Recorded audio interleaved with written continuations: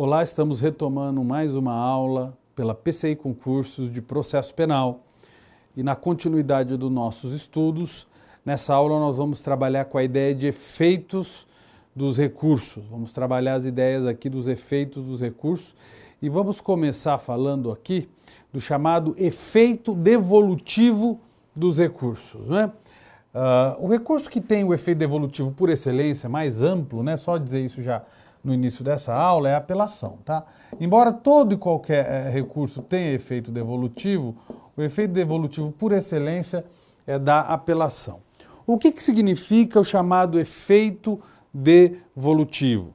Muito bem, o efeito devolutivo é aquele que o próprio nome já diz, hein? É aquele que devolve a matéria já decidida à segunda instância. Então nós vamos ter a matéria decidida em primeira instância, devolvida ao judiciário, né? Devolvida ao tribunal, ao próprio Poder Judiciário. Então essa matéria foi decidida aqui na sentença, em primeira instância, já foi decidida, e aí efeito devolutivo é isso. Nós vamos devolver para o próprio Poder Judiciário, agora especificamente no Tribunal de Justiça, a matéria que foi decidida pelo juiz de primeira instância na sentença. A ideia simples é essa, efeito devolutivo é de devolver a matéria para ser reapreciada e redecidida em segunda instância. Muito bem. O que é importante falar com relação ao efeito devolutivo? A primeira coisa, quando ocorre o efeito devolutivo do recurso, o recurso ele é interposto e ao ser interposto, ele gera o efeito devolutivo. O efeito devolutivo é fruto da interposição do recurso. Então ele é interposto e o efeito devolutivo gera a devolução da matéria. O que é importante destacar? Que quando o recurso é interposto e é gerado esse efeito devolutivo, o que nós temos aqui é o quê? Primeira coisa, o prolongamento do processo. O processo se alonga, se prolonga na fase recursal. E o que é importante lembrar do efeito devolutivo é que na medida em que se utiliza do efeito devolutivo a matéria é devolvida para o tribunal, não há coisa julgada material. Não haverá coisa julgada nem material e nem formal.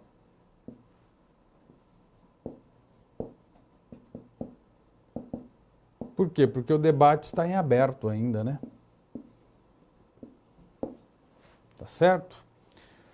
Muito bem. O que é importante também definir no que diz respeito ao efeito devolutivo é que o efeito devolutivo vai estabelecer os limites do mérito recursal.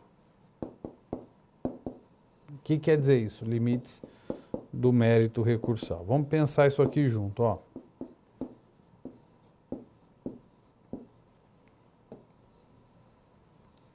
Limites do mérito recursal. É pelo efeito devolutivo que os temas, as questões, vão ser estabelecidas para o julgamento do tribunal. Na verdade, são as teses. Então, a devolutividade vai definir os limites do mérito recursal. Então, vai estar lá. Pode estar primeiro uma preliminar de nulidade. E aí nós não estamos falando ainda na própria aplicação do direito penal, uma preliminar de nulidade ou de prescrição.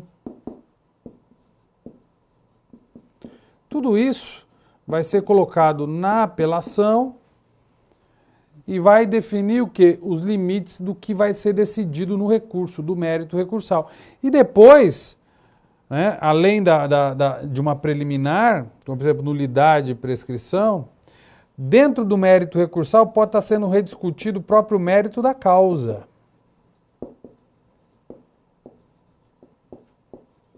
Que está diretamente ligado à própria solução da lide penal. Tá certo? Olha aí. Então veja, como que eu vou definir, eu vou saber quais são os limites do mérito recursal? Mais especificamente no nosso processo penal, nós vamos ter o que nós chamamos de petição de interposição do recurso. E é pela petição de interposição que já se delimita o âmbito da devolutividade, ou seja, os limites do mérito recursal. O que o tribunal vai ter que analisar, sobre quais questões o tribunal vai se debruçar no momento do julgamento do recurso. Então, nós temos uma expressão muito famosa em latim, vou colocar até aqui em cima, chamada tantum devolutum quantum appellatum.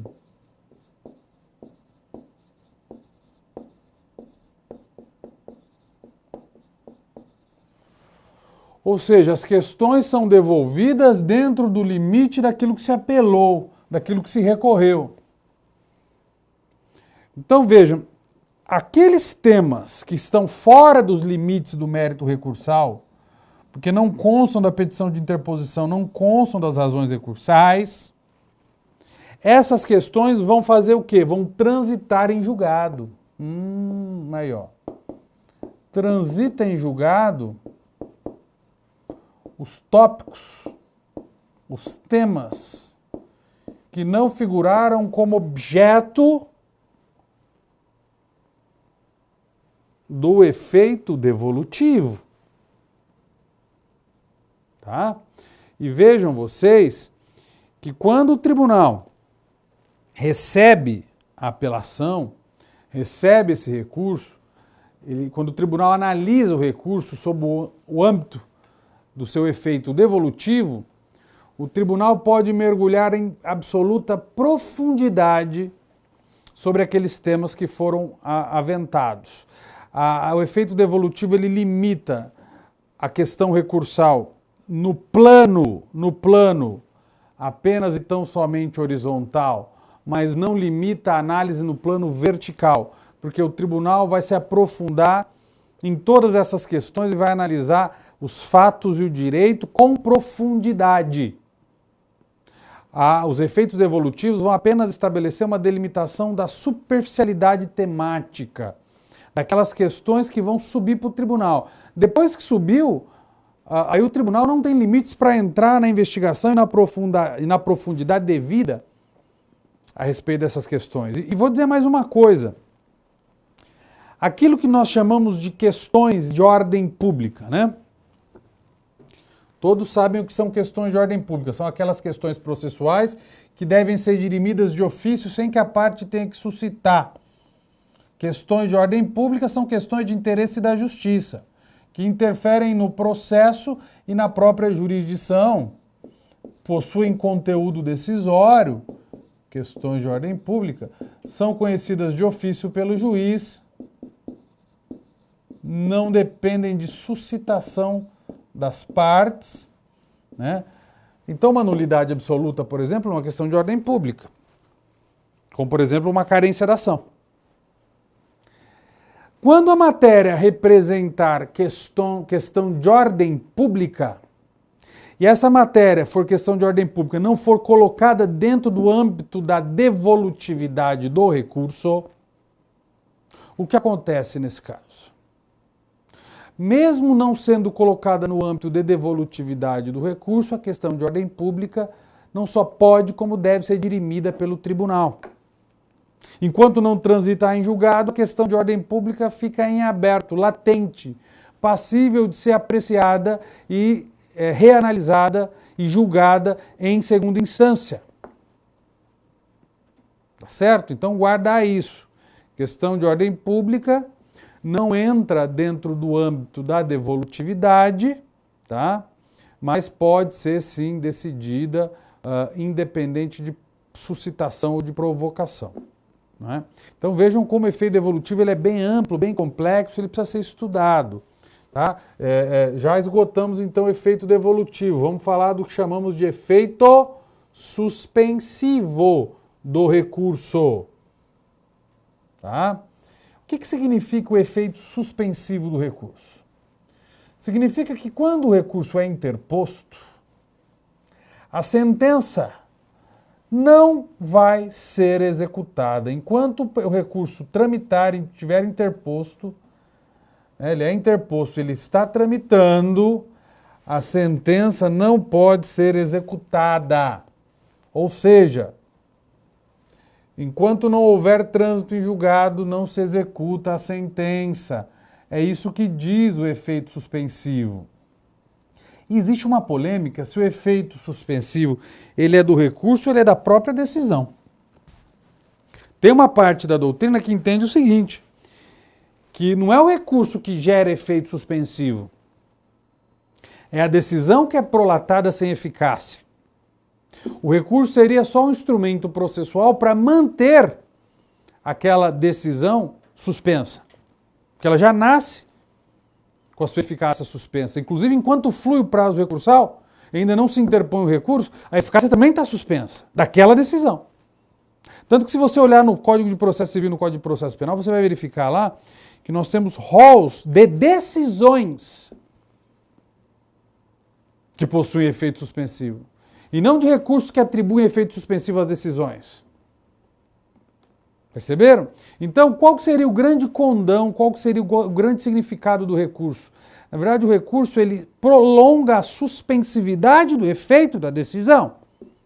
Algumas decisões nascem, já são prolatadas com eficácia imediata. Como, por exemplo, a decisão de antecipação de tutela no processo civil, que é confirmada pela sentença. Quer dizer, a decisão já nasce com a eficácia liberada. Tá certo? Então o recurso ele vai ter qual papel? De prolongar essa suspensividade.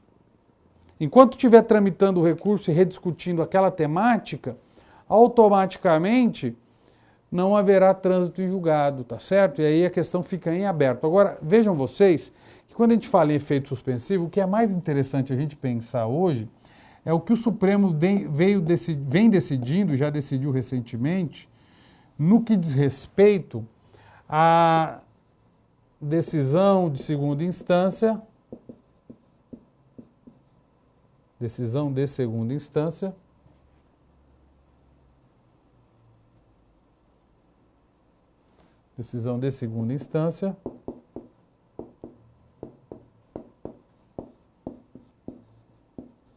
que confirma uma sentença condenatória de primeiro grau. Uma decisão de segunda instância que confirma uma sentença condenatória. Na verdade, seria o acórdão confirmatório da condenação.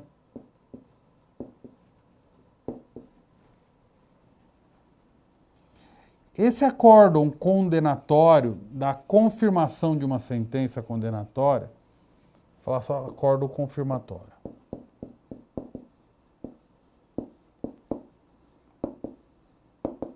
Significa que aquele réu já se valeu do duplo grau de jurisdição, já se submeteu a uma condenação em primeiro grau e agora uma decisão de segunda instância, um acórdão confirmando essa condenação. Vamos imaginar que desse acórdão confirmatório nós interpusemos um recurso de embargo de declaração, depois interpusemos um recurso especial para o STJ, um recurso extraordinário para o Supremo, e aí fica aquela questão, muito bem, esse acórdão confirmatório, ele tem efeito suspensivo? Eu disse o acórdão. E o Supremo diz que não. O Supremo mudou um entendimento de uma jurisprudência que existia desde 2009 e passa a dizer o seguinte, o acórdão confirmatório da sentença penal condenatória de primeira instância, ele tem eficácia imediata, significa dizer que já se inicia o cumprimento provisório da pena, já inicia-se a execução provisória da pena. Olha só, o que o Supremo fez aqui? O Supremo relativizou o princípio da não culpabilidade, o princípio da presunção de inocência. Relativizou e passou a admitir, então, que se o indivíduo foi condenado em segunda instância, ele já deve iniciar o cumprimento de pena. Veja que é uma prisão que não tem previsão expressa no nosso ordenamento jurídico. É a chamada prisão decorrente de condenação em segunda instância. Não tem previsão expressa na Constituição Federal, não tem previsão expressa no Código de Processo Penal. Essa prisão, ela não está pautada num juízo de cautelaridade. Ela está pautada numa presunção de culpa. Então, uma criação fruto de um ativismo judicial do Supremo Tribunal Federal está pautada numa presunção de culpa. Porque o indivíduo ainda vai poder se utilizar do recurso extraordinário, especial, a culpa não está estabilizada. Pode acontecer de ter uma nulidade, estar tramitando um habeas corpus, por exemplo, para analisar uma nulidade desse processo, e o indivíduo, então, agora já vai preso, mesmo se utilizando dos recursos que a lei lhe proporciona. Então, nós estamos aí diante de uma modificação do efeito suspensivo do acórdão condenatório de segunda instância, acórdão que confirma a sentença de primeira instância. O indivíduo foi condenado em primeiro, foi mantido em segundo e agora já começa a executar a pena, tá certo? Aí, então, o efeito suspensivo, tá? Seguindo o nosso raciocínio, eu queria ainda dizer o seguinte para vocês. Quando se trata de efeito suspensivo, né, nós temos que pensar que a regra é a presunção de inocência. Por isso que o indivíduo não vai preso de cara quando ele é condenado em primeira instância. A não ser que o juiz encontre algum fundamento para a decretação da prisão cautelar aí. Se não achar fundamento para isso, prisão é ilegal, tá? Por quê? Porque o recurso vai permitir que o indivíduo recorra em liberdade, em regra, sem ter que ser recolhido ao cárcere, tá? Tudo bem, só lembrar isso com vocês então, tá? No que diz respeito à suspensividade, tá? Algumas decisões são proferidas pelo juiz que favorecem o sentenciado, elas também ficam com a eficácia suspensa. Então, a sentença que concede habeas corpus.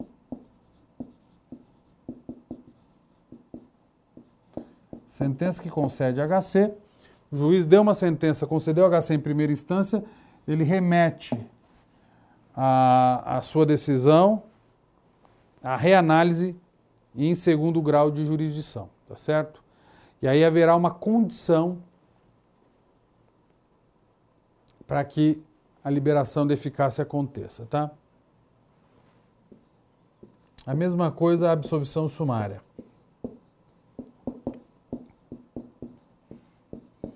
A decisão é proferida sem ter efeito, o que não impede o juiz de expedir já, de forma fundamentada, um alvará de soltura, se for o caso, né?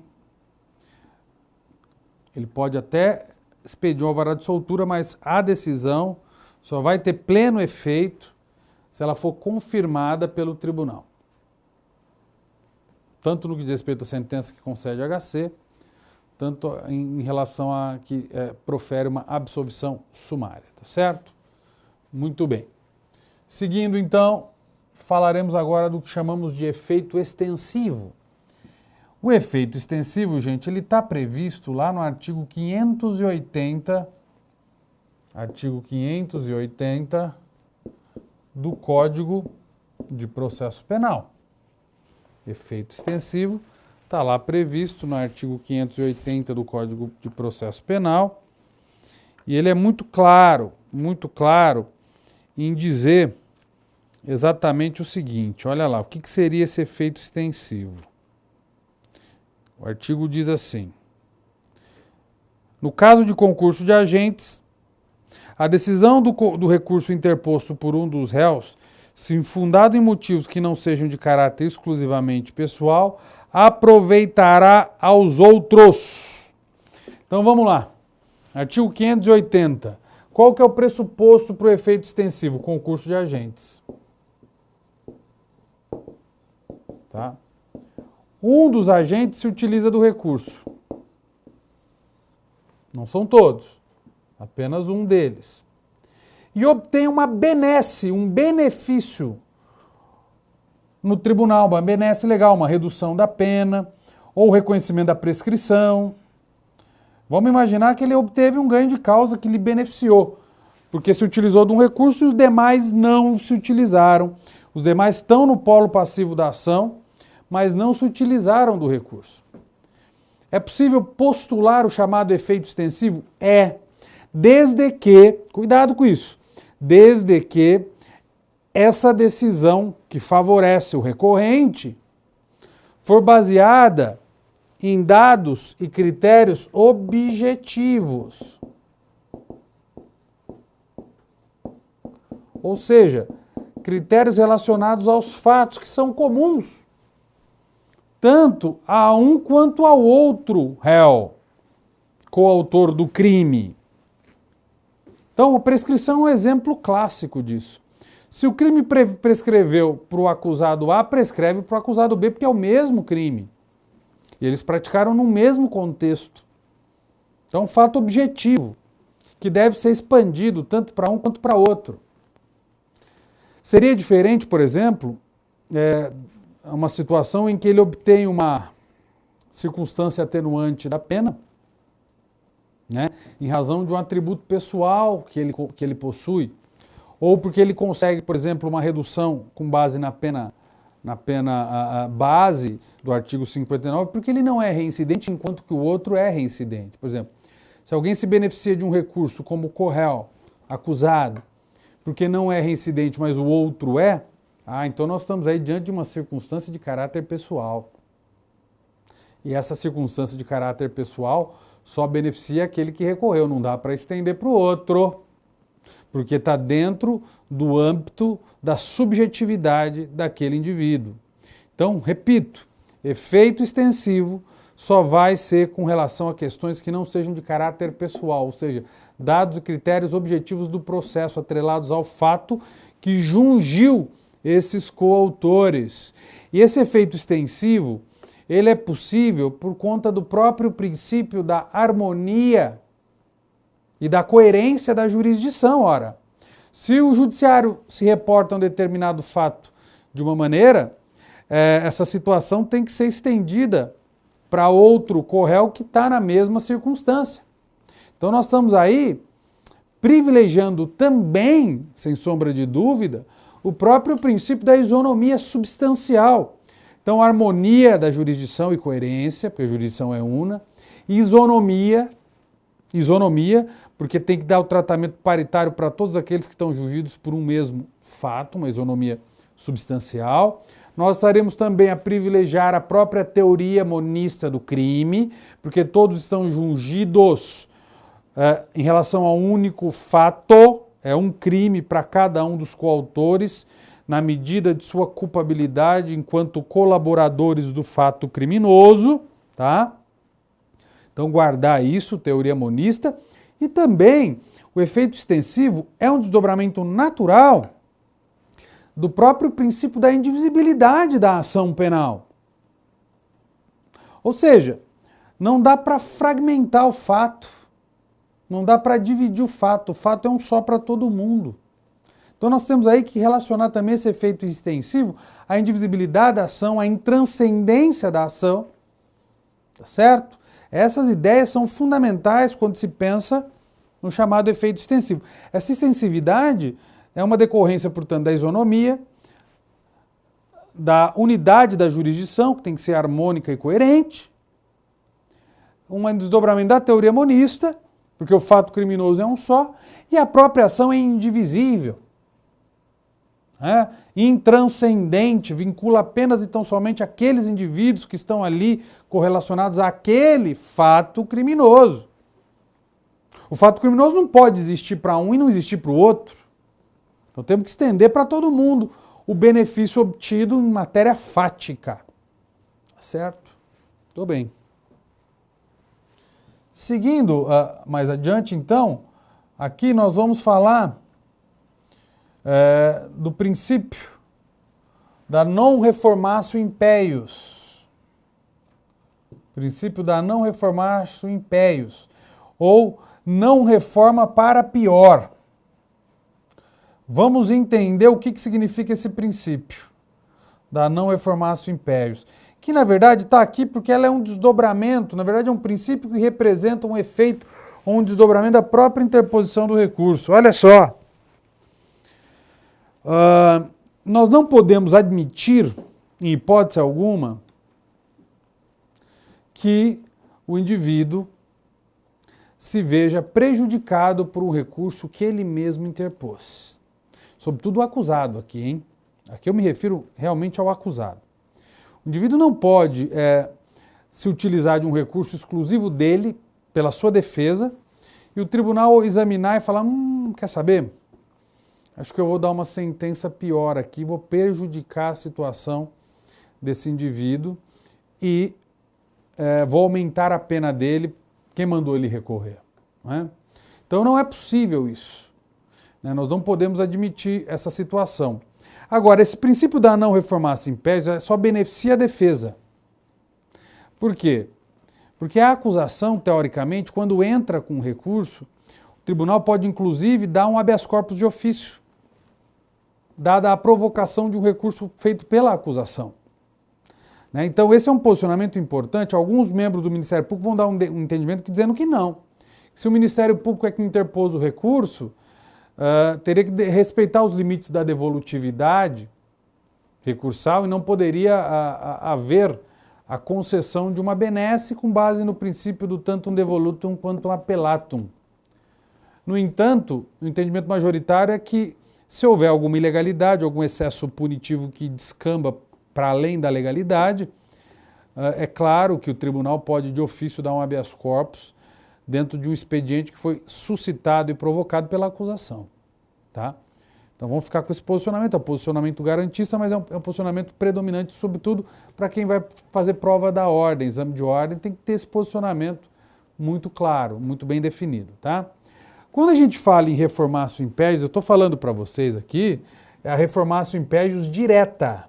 Por que ela chama direta? Porque ela recai diretamente no mérito da lide penal, e aí nós estamos falando de reforma para melhor ou para pior aqui, né? Então não pode haver uma reforma do mérito que julgou a lide penal para pior. Nós estamos falando então de reforma de mérito, de procedência da ação penal. E aí nós estamos falando de uma situação em que se recorre e não pode haver uma sentença mais grave ou reconhecimento de um crime que não foi reconhecido em primeira instância, e assim sucessivamente. Agora, vejam vocês que interessante. Nós temos um outro fenômeno chamado reformatio impeius indireta. Aqui, ó.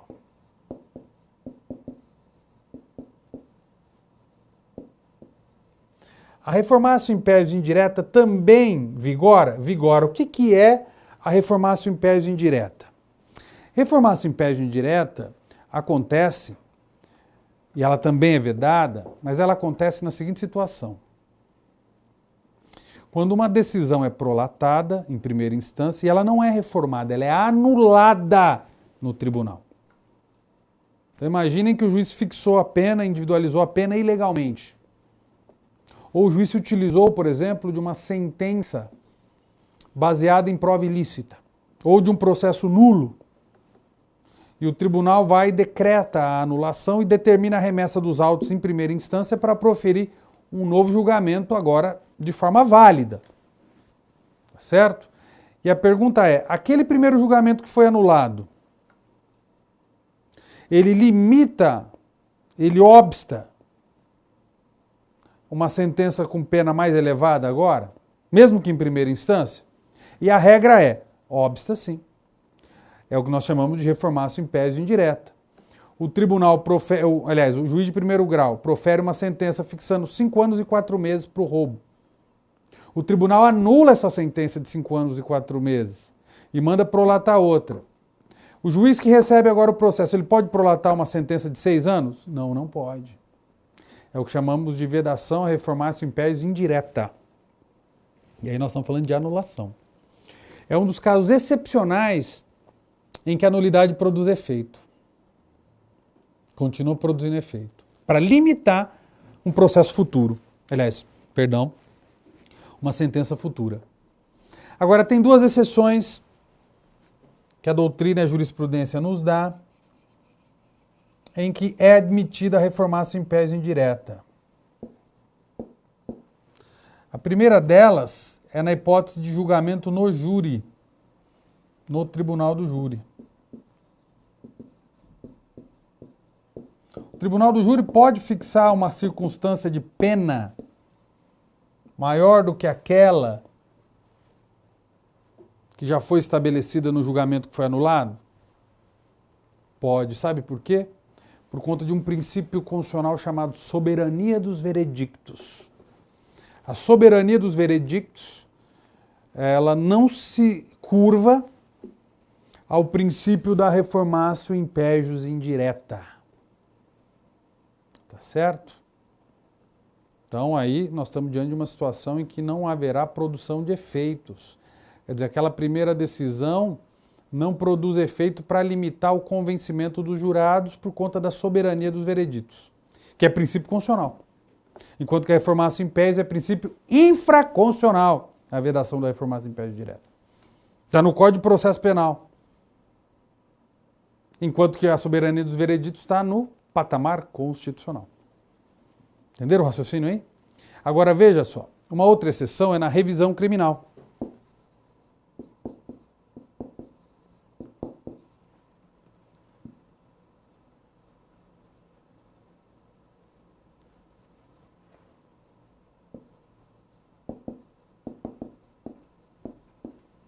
Na revisão criminal, quando houver anulação do julgado, é possível também que se profira uma nova decisão quando ocorrer o quê? O reconhecimento da inexistência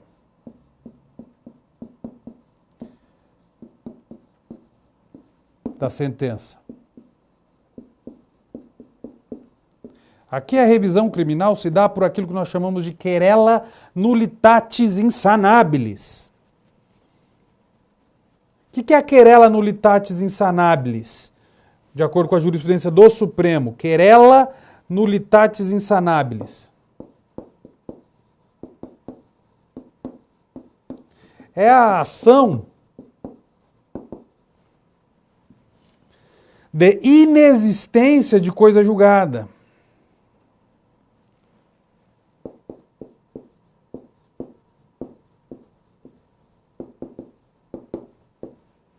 Quer dizer, você vai ao judiciário para obter uma declaração de que aquela lesão nunca existiu. Se ela nunca existiu, ela nunca produziu efeito, sobretudo para limitar a punição e a quantidade de pena a ser imposta. Quer ver um exemplo que a jurisprudência do Supremo traz muito claramente? O indivíduo que ele é absolvido porque ele é tido como morto, com base numa certidão de óbito falsa. E aquilo transitou em julgado. Aí você entra com a querela nullitatis insanabilis, para provar que ele está vivo. E pedir a declaração de inexistência daquela sentença.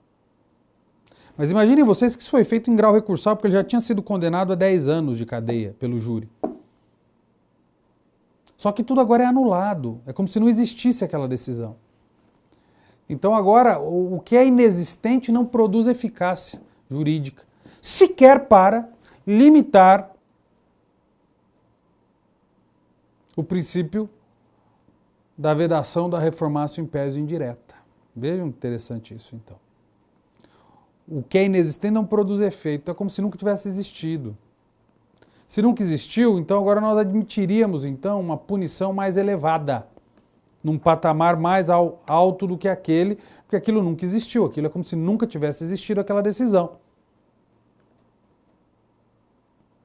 Tá certo? Então aí guardar a diferença da reformatio in pes direta e a reformatio in pes indireta. Tá certo? Guardar isso aí, é bem importante essa distinção, tá? Gravar bem isso daí, tá? Tudo certo? Então, maravilha. Então eu agradeço mais uma vez essa aula. Vamos continuar com os nossos estudos aí em processo penal. Siga firme, lendo o Código de Processo Penal, realizando estudos, provas, testes, treinando para a sua prova, que você terá êxito e sucesso, tá certo? Vamos para a próxima aula em breve. Boa sorte a todos e obrigado.